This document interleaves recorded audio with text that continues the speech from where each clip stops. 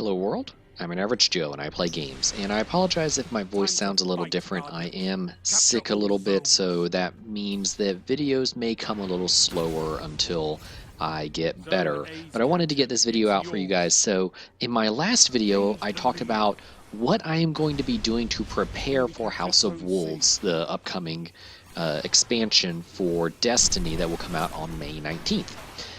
In this video, I'm going to talk about what I'm going to do as Falling far as behind. upgrading my gear, what my plan is when House of Wolves actually drops. So if you've been living under a rock, you can upgrade your exotics and your legendary gear using a process called Zone B. Ascend. You can Secure. ascend it to the maximum light level for armor, and you can ascend it to the maximum damage level for You're in your the lead. weapons using a material called Etheric Light for legendary gear and using exotic shards for exotic gear, along with a little bit of glimmer and some upgrade materials like weapon parts. So here's my plan. So I've kind of broken it off into 4 different Zone areas. C So first of all, let's talk neutralized. about exotics.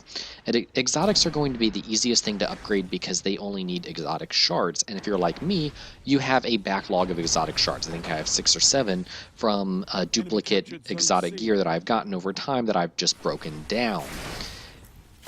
Additionally, exotic shards are not too expensive. They cost 7 strange points at Xur. So what I'm going to do is I'm going to figure out everything that I want to upgrade, and then the weekend before House of Wolves comes out, I'm going to go to Xur. I'm going to load up on all of the exotic shards that I need to upgrade my gear. And I'm going to start by upgrading key weapons like Icebreaker, any exotic heavy weapons, exotic primary weapons that I'm going to use, things like Bad Juju or Thorn. And I'm also going to upgrade key armor, things like Heart of the Praxic Fire or Obsidian Mind, the exotic armor that I need to get me to light level Lost 34. the lead. So that's from a PvE perspective. From a PvP perspective, that's going to come a second.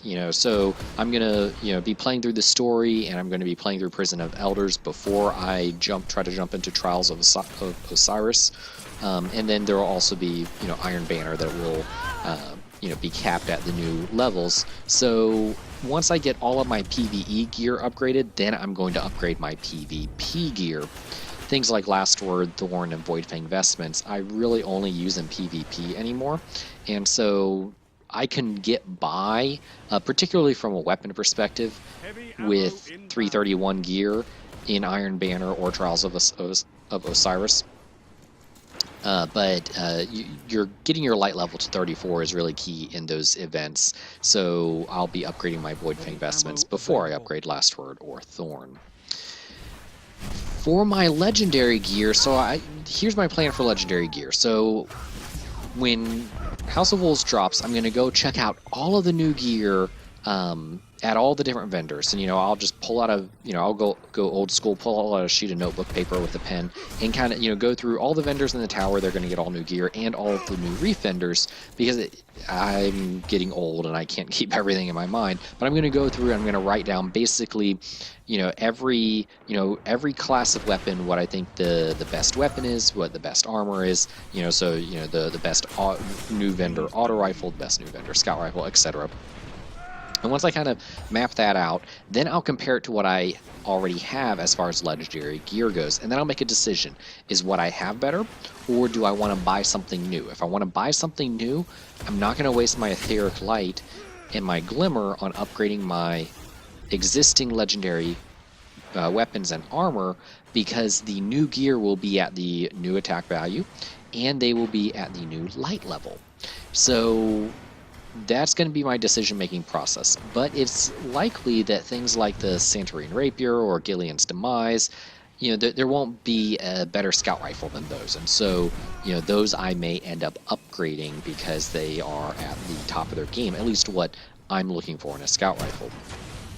And then I'm also going to upgrade unique gear, things like Fatebringer, Black Hammer, Vision of Confluence, Praedyth's Revenge, probably Hunger of Crota, because it's a pretty good rocket launcher.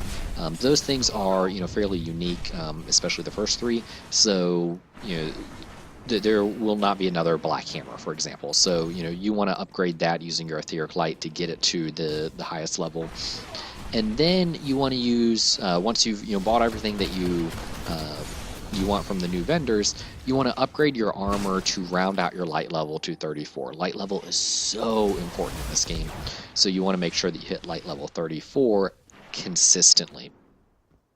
And the last thing that I will mention is, remember, House of Wolves is based on the Fallen, so that means that you're going to be facing a lot of captains, and you're also going to be facing a lot of shanks. Captains have arc shields, shanks have solar shields. So when you're upgrading your weapons, if you only have a limited number of shards or a limited number of etheric lights, you want to prefer arc and solar weapons first. So things like Fatebringer, Murmur, Plan C, Patient in Time, any solar or arc damage heavy weapons that you have, machine guns or rocket launchers, those you'll want to upgrade first before you upgrade something that's void damaged, assuming that there's not a lot of Vex in the House of Wolves, which I don't think there will be, but who knows. So there you guys have it.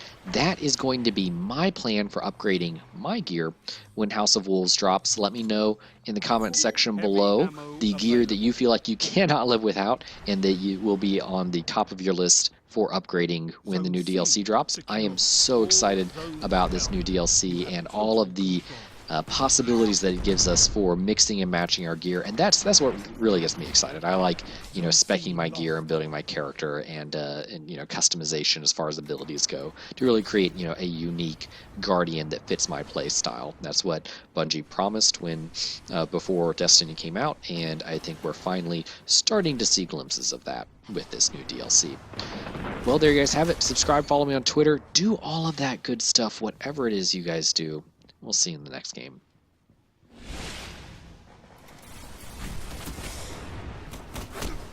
5 minutes.